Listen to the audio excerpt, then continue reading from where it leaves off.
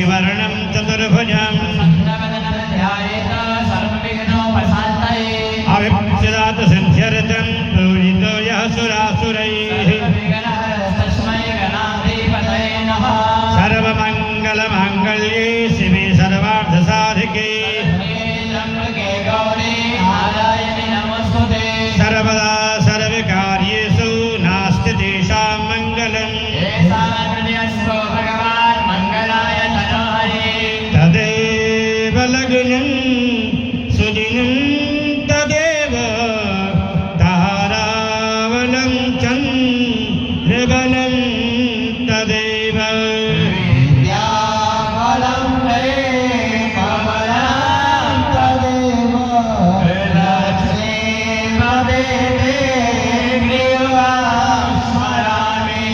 लाभस्तेषां जयस्तेषां कुतस्तेषां पराजयः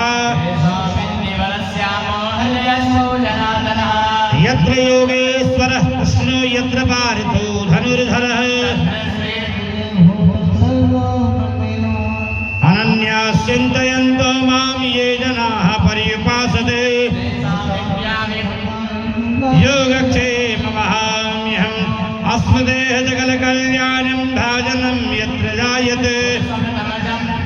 नित्यं व्रजामि शरणं हरे सर्वेष्वारम्भकार्येषु त्रयस्त्रे भुवनेश्वराः देवादसन्तु नः सिद्धिं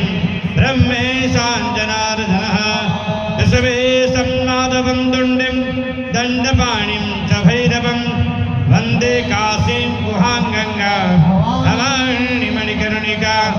वक्रतुण्डमहाकाय सूर्यकोटिसमप्रभ निर्विघ्नं कुरु मे देव सर्वकार्येषु सर्वदा विनायकं गुरुं भाणं ब्रह्म विष्णु महेश्वरः सरस्वती प्रणम्याद सर्वकामार्थसिद्धये सर्वकामार्थसिद्धये। बाबा विद्यानाथ काशी विश्वनाथ को ध्यान करेंगे। पूर्वोत्तरे प्रज्वलिका निधाने सदा वसंत